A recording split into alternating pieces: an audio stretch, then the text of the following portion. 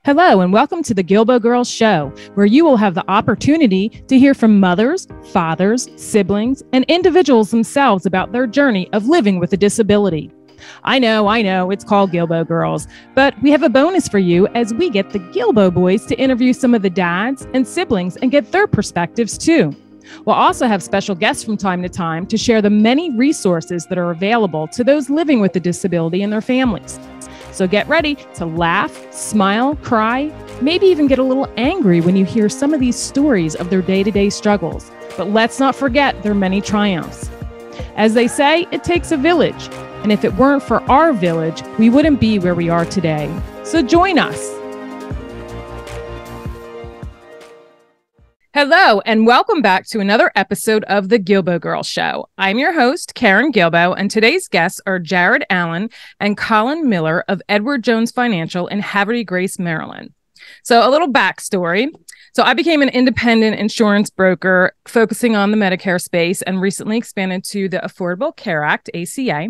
And I was set up at the Havre de Grace First Friday, and lo and behold, they were at the table right next to me. So we got to talking, which led to networking, which led to more networking and partnerships. So they've sent people my way, I'm sending people their way. And just recently, Colin and I went out and we spoke and did a seminar to some of the seniors. So it's a great partnership. These guys are great. The first time that I walked into their office, if you guys can read what's on the back of Jared's screen, maybe we'll have him read that to us a little bit later because I fell in love with it. But really, I wanted to have them on because, let's face it, financial planning is difficult for everybody, but especially for families affected by disability. At any given time, almost 9 million families in America are caring for a child with disabilities, and many of these families are dealing with significant financial difficulties.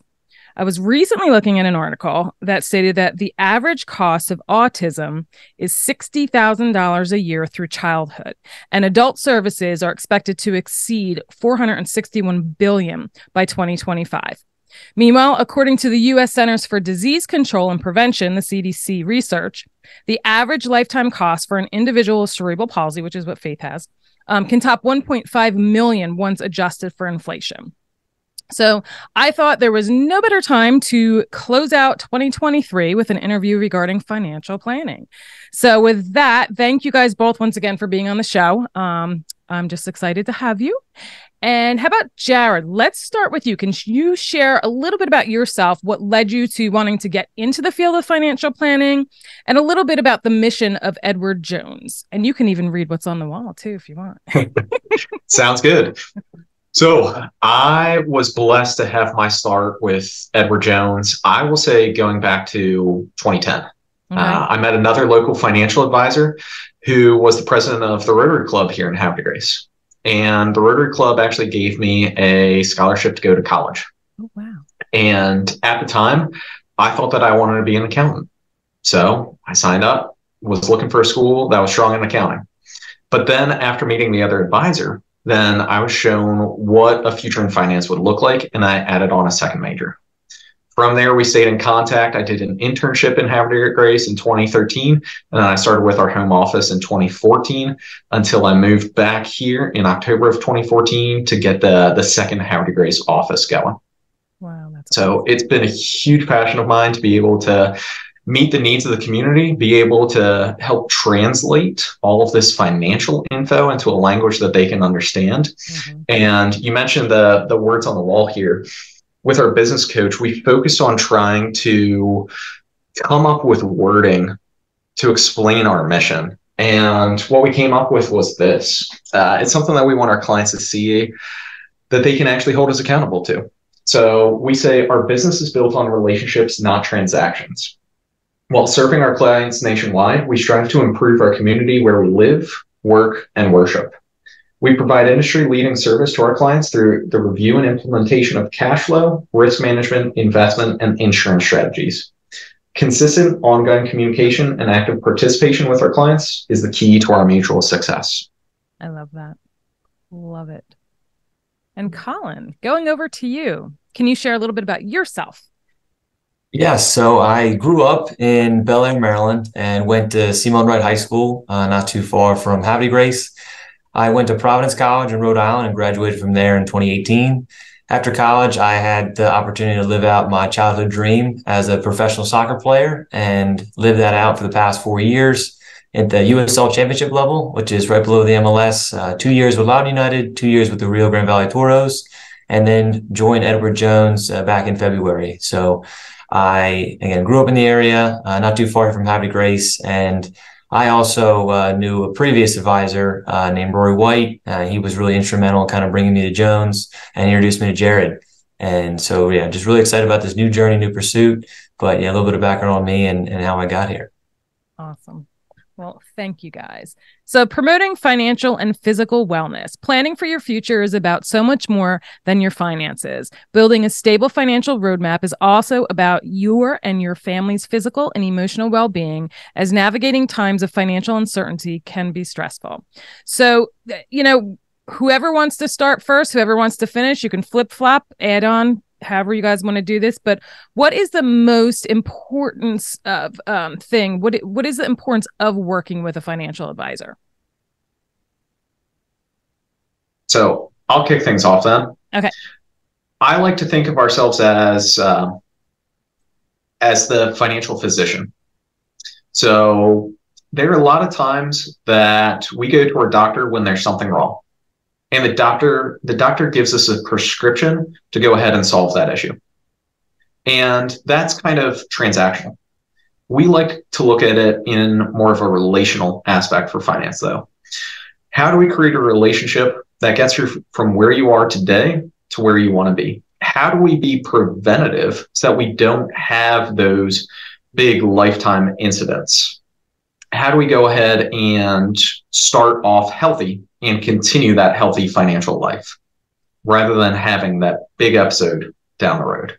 Mm-hmm. So we help bring together the different partnerships with people like CPAs, with attorneys, and we bring in the financial aspect.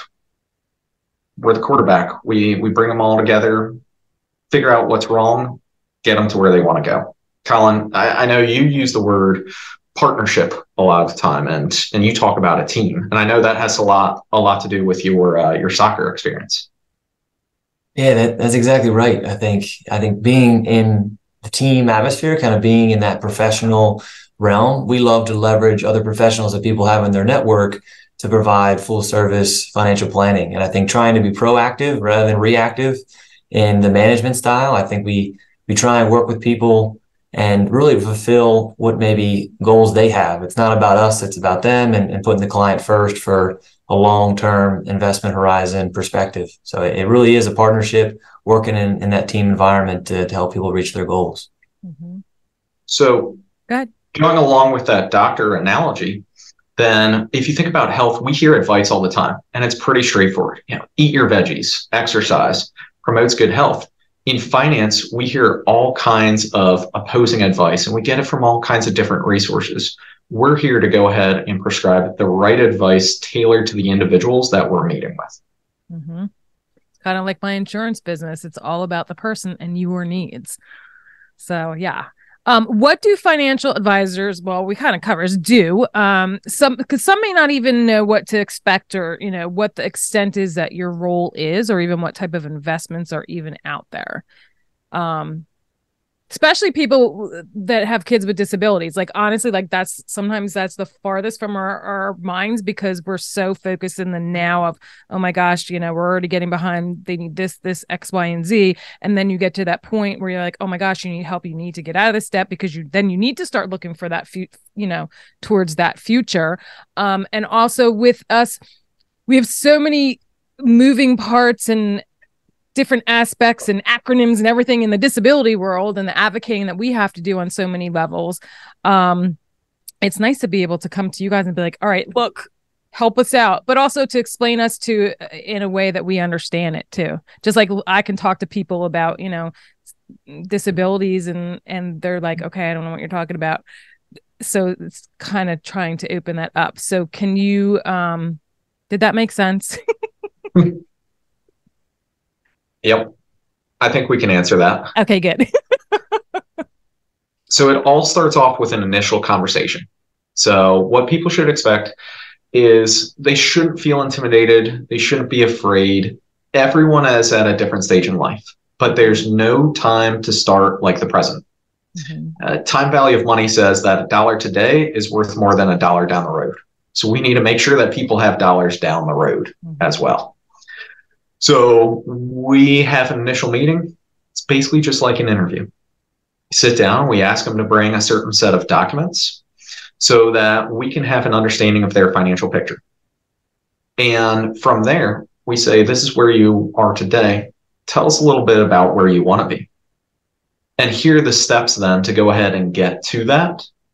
And here are what gaps you have that we need to go ahead and fill.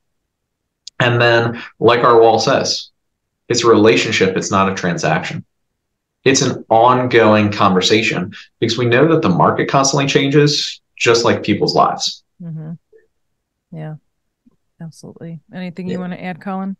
Yeah, the only thing I'll add in there is that, we ultimately want to understand first before we make any recommendations. So like Jared mentioned, trying to gather all the information. As fiduciaries, we have to act in everybody's best interest. And so we need all the information in order to make it really a fair path forward for everybody. And everybody's plan's unique. And as Jared mentioned, the plan we lay out today, it may have to change if people have children or if there's a death in the family. Any kind of life event, we want to be just an extension of your family and be a reliable, trusted source when you are in a time of need, but also well before then, so we can have a plan in place so it's not reactionary, it's proactive. Yeah, because I think, some families, that are struggling, they may be like, okay, well, why am I even going to go to a financial advisor? I have no money to invest. But really, they need to go sit with you and go over that so you guys can help them set a plan to kind of get things out of the way so you can start moving forward. When someone establishes that they do want to work with you, how and what does that look like? So what are the options? How do they work? How often do they meet with you? So they start out with that interview, and then kind of how does it kind of go from there, if you will? I think what I'll just maybe start off with is that I think everybody again is going to be different. There's maybe no one size fits all, and I think for a lot of people, it's trying to figure out where they are today and then where they want to go. Jared mentioned that 5-step process, and it starts off with uncovering where people are at today. And that first appointment, we like to have an agenda ready, but it's also first just sitting back and listening. What is it that people would like to accomplish and going from there? And so I'll kind of let Jared take the rest, but that's really at least the beginning part of it is you're trying to really understand where people are at today. Yeah. And then Jared, if you can hit that, and then also, what types of services does Edward Jones provide? What are some of the different investments available? What types of investments, and how they work too? So we can work with folks however they want to work. Meaning, if they want to be hands-on, we can work with them. If they want to be hands-off, we have options there. If people want to meet quarterly, or if they want to meet annually, or anywhere in between, we do everything tailored to the individual. So we are a service. We are here to go ahead and serve you. I like to end every appointment by asking the question, what else can we do to serve you best? Because that is what we're here to do. So if there's something in our process that needs to be tweaked for that individual, that's exactly what we're going to do. And we're going to help with things such as the unexpected. So we talk to folks about all of the different what ifs, looking at insurance coverages, looking to make sure that people have legal documents in place. We like to look at the retirement picture if that's one of their goals, or maybe it's emergency cash, having that on hand. We can also prepare for any other investment goals. I know one thing that I'm preparing for myself is the World Cup. It's coming to town. It's coming to the US in 2026. I'm investing for that. I know tickets aren't going to be cheap. I've got an investment account set aside. I've got an account set up for investing for my next house. I've got retirement accounts set up. Whatever the goal is for the individual, we can go ahead and talk them through what products to use, whether it's a stock, a bond, a mutual fund, CD, money market, you name it.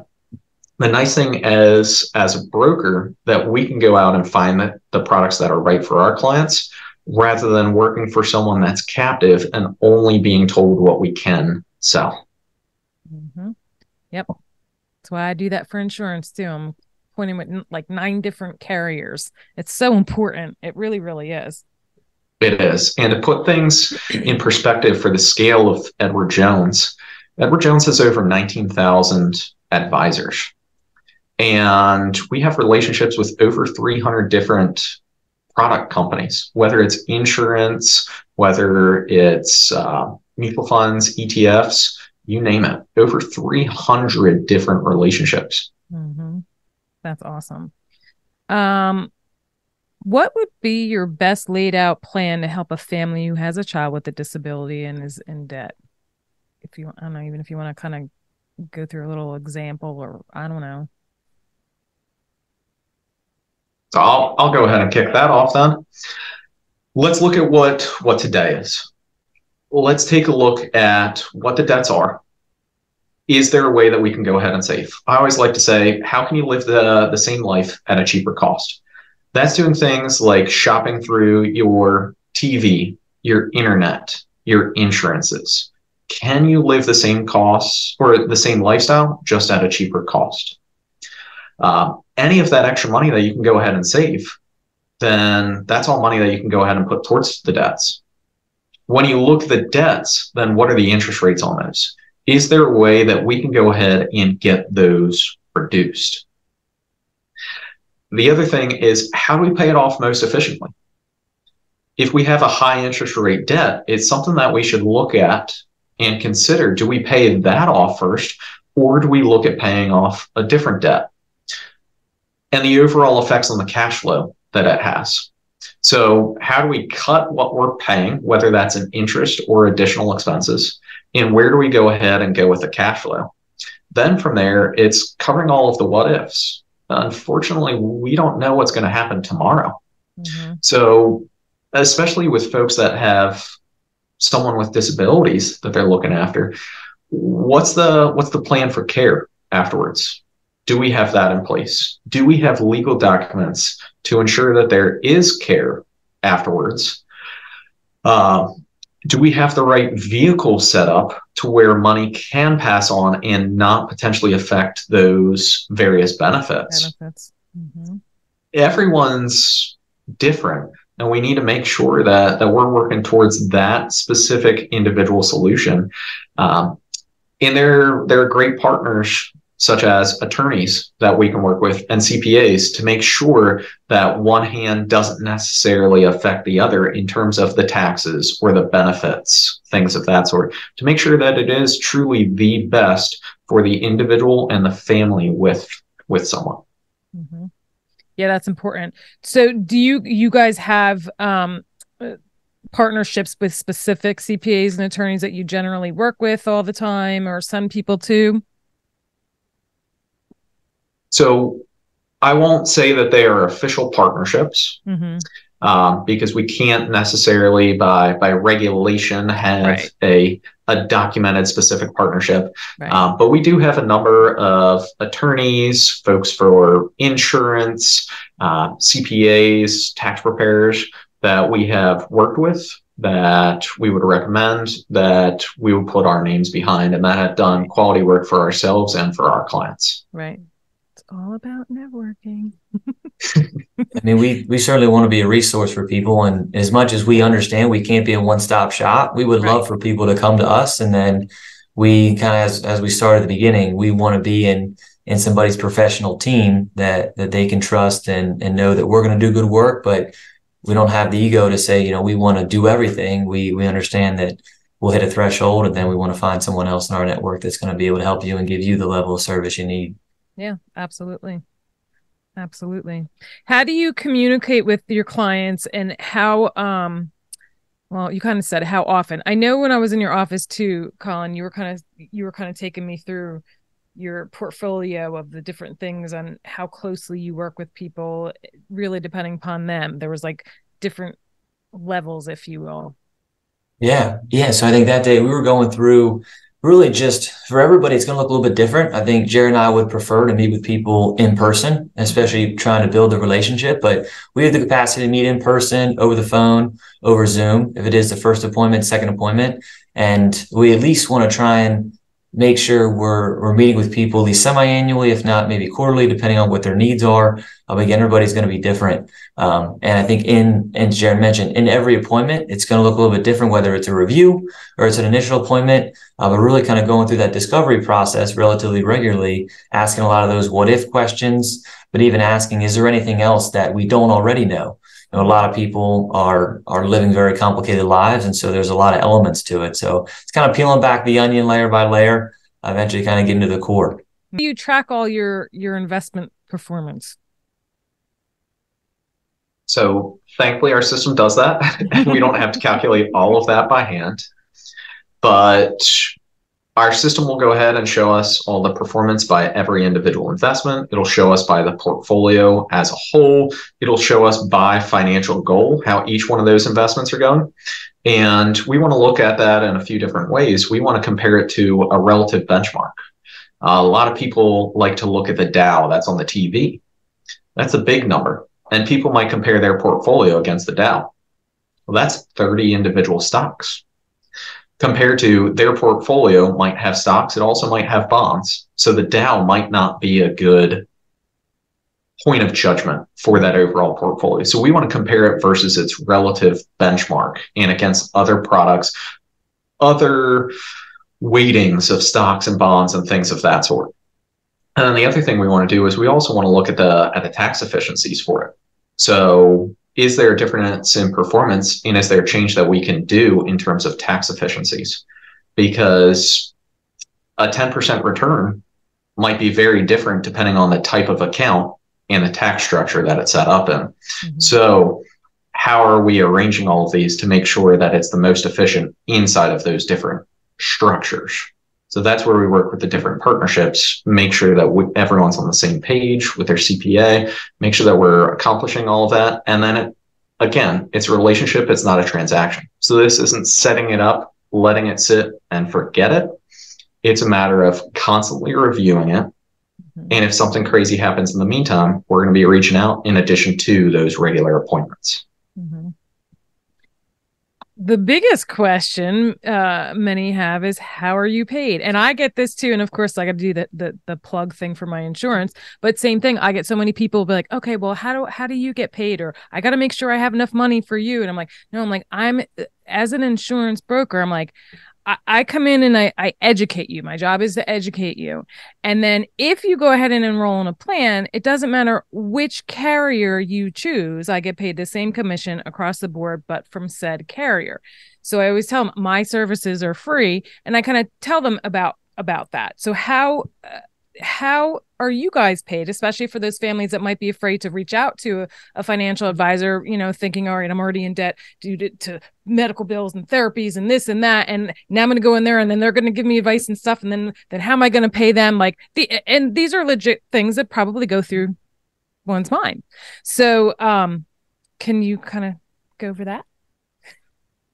I can start off by saying the initial consultation, the only cost of that is going to be an individual's time. I think just as much as it is for them to meet with us, it's us to meet with them. But there's no monetary cost for that initial appointment. We want to make sure that people are coming in, and we may not be compatible, or we might say, hey, you could probably do this on your own. This isn't maybe the advisor, or maybe not the advisor for you. So I think we don't feel like it's fair to maybe charge for that initial consultation. And then from there, there's multiple different approaches people can take. There's a fee-based, there's a commission-based, depending on really what kind of role people want to have in their finances as well, whether they want to be hands-on and really partnering with the advisor, or they want to be in more an advisory role and they want to be hands-off, kind of giving us the keys of the car, and we drive and we're going to really help you get to your destination. But as much as it is us trying to help you achieve your goals, we want it to be a partnership. And so we really need people to participate in the planning.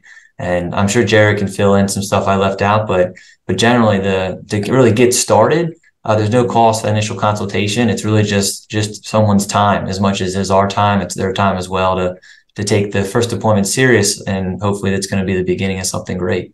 Right. Yeah. I mean, and that's what they need your help to sit there and go through everything. So then as you start making money, then you start making money and we start making money and everybody's happy, and it's like, oh my gosh, we're getting out of the woods. Exactly. So when someone comes in to talk about debts, especially, we're here to go ahead and improve their financial life, the life of their family, and then therefore the financial life of the community around us. So the better we all do, the better the community does as a whole. So it wouldn't make sense for us to charge for that first appointment to try to help someone get out of debt. That does not help them towards their financial goals. So that first appointment, like Colin said, we don't go ahead and charge for. The way that we make our money is based on the ongoing relationship and that asset management side of things. So when it comes down to it, people aren't writing us a separate check. They're not handing over funds that day. It comes from the actual assets that we are managing. So what's already inside of those assets, that's where the funds would come from. Not a separate check that they have to worry about, another bill, another debt that they might be adding on. What do you consider as assets, and how do you manage those assets? So we look at all different assets. Now, we charge based on the assets that we actually manage. So we hold the investment accounts, your stocks, your bonds, your mutual funds, the retirement accounts, things of that sort. Those are the assets that we would actually hold and we would manage in-house per se. But we look at the overall picture. Houses, they have a great amount of value to them these days. There might be value there that we can unlock to go ahead and help out with other debts. So, and that can be used for a lot of different circumstances, whether it's a house, other valuables, whatever that might look like. But we look at the full financial picture to determine our advice. We don't just look at the assets that they bring to us. Okay. And we can take all of that into consideration. I mean, we don't necessarily have to have all of everybody's assets here. We don't have to have their pension, their 401k, their savings. It doesn't have to be all under the same roof. It certainly helps having it all here because we can really paint somebody a clear, accurate picture because we have their risk tolerance, their time horizon, their investment objective, and we can control all that here. While all the assets they have outside of Jones, we're kind of just getting secondhand from them. And so as much as we want to help paint that full picture, we can still plan for it inside of our system here, Money Guide Financial Foundations. But we kind of really need to get all that information, especially in that first appointment, second appointment, to be able to paint that accurate picture. Perfect. Do you guys have any advice that you would like to share? Or any words of wisdom? Start now. You don't have to be a millionaire to work with us. You don't even have to be 100,000-aire or anything else. But we are in some historic times in America. We've just seen a tremendous move in interest rates. We've seen a tremendous move in tax rates. But we're in an incredible time in terms of the technology that we're coming out with. The fact that we can sit here today, miles apart, and have this conversation and be able to see each other is incredible. Start now. Get that money growing for you today as early as possible and take care of those debts as early as possible. Get it going today. Yep. How about you, Colin? Yeah, I'll just add time in the market is always going to be trying to time the market. I think we want to work with people for life. We don't want it to be transactional. And I think trying to really take that first step today and don't wait to the new year. You know, a lot of people use the new year as a fresh start, new beginning. Let's get things started today. So then we can already have a plan in place for the new year and don't put off, what needs to be done today either. And I think Jared and I are very approachable. Don't feel like you have to have a baseline of knowledge or if money's always been taboo for you and your family, don't feel like you have to come in here knowing something that you don't. Just come on in and we'll figure it out. Yeah, that's what you guys were there for. And I have to say too, for folks that are listening, that they're as your child gets older, there is other supports that start coming in, and once they start making Social Security, and then if they get on waivers and that kind of stuff, it's like you start to see yourself kind of come out. So there is always hope. And then But again, I would suggest them coming in to talk to you guys at early age, or the earlier the better, to kind of, like you said, put that plan in place and then still stay in contact with you, because then they'll always know that you're there. Again, that relationship building. So when their heads are kind of coming up out of water and they can even do even more, you're right there walking them through, because we have so many other people and resources that we have to reach out with, because it really truly is a village. So we need to add you guys to that village. That's what I say. Mm-hmm. So, and we have a number of clients that we've been talking to for years. We might meet with them once a year to get a checkup, see how they're doing, and continue to go ahead and help them with those different scenarios. And the hope is that eventually they become those clients. So they can start today. They don't have to have the money available, but we're that resource to help guide them in the right direction. Right. Absolutely. Absolutely. So as a token of appreciation for my guests, I gift them all with a My Intent token, where I hand stamp a special meaningful word on a token and put it on keychains or bracelets. And yes, the men do wear the bracelets. They're black corded bracelets. So anyway, I wanted to ask each one of you, what would be a meaningful word to you? If you would be willing to share it and share why you chose it. And, it's something that is just a reminder that you can see daily. I think the word I chose was accountability. I think it's something, as we start to look ahead to 2024, I think I have my accountability partners professionally. I have Jared here with us today, and also have Ashley. Ashley's our branch office administrator. And those two are my professional accountability partners. And I also have my fiance, Kara. We recently got engaged, and she holds me accountable as well. And so that's kind of my short list of people in my network, as well as my family. But accountability, kind of look down at the bracelet, be able to see that, knowing that they're going to be there with me kind of every step of the way. Not that's the finish this year, but looking ahead to 2024. Yeah, absolutely. Love that. How about you, Jared? So I'm going to say freedom. So to those that know me, America is at my core. And one thing that I remember every day is that we are blessed to live in a land that is free. And we see what's going on with Russia and Ukraine, with Israel and Gaza. And we are here in this country with these freedoms to have these conversations today and every day. And I'm thankful that I'm blessed to have that freedom. But then on top of it, this year, a defining moment in my life, Karen, I saw you for that one event and then didn't see for the others because I ended up breaking my ankle. And I was off my feet for months. And it was my driving foot. It's my right foot. And to not have that freedom was painful. I got to experience that loss of freedom, that loss of independence. Mm-hmm. And working towards that has been huge for me. So being able to be free in that aspect, to be able to have the freedoms that America gives. And then when we talk about our industry, the financial freedom is huge. The weight off your shoulders when you're able to have that financial freedom, to get away from the crushing debt, to be able to have assets that have your name associated with it. We are incredibly blessed to be in this country and to have the freedoms that we have. Amen. Well, thank you guys both so much for taking the time out of the day to hop on and do this interview. I will go ahead and have all of their information in the show notes, and they are the Edward Jones Financial in Havre de Grace. And until next time, have a great end of 2023 and into the 2024. Thanks. Bye, guys.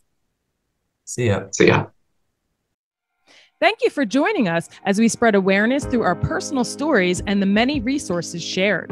You can help us by joining our village simply by sharing our show to the masses. If you would like to support the Guilbault Girls on another level, click on the link in the show notes to make a donation in any amount. Add your address and you'll receive a hand-stamped token with the word village on it in appreciation. Be sure to subscribe to our Guilbault Girls podcast and YouTube show, and don't forget to follow us on Facebook and Instagram at Guilbault Girls. Till next time.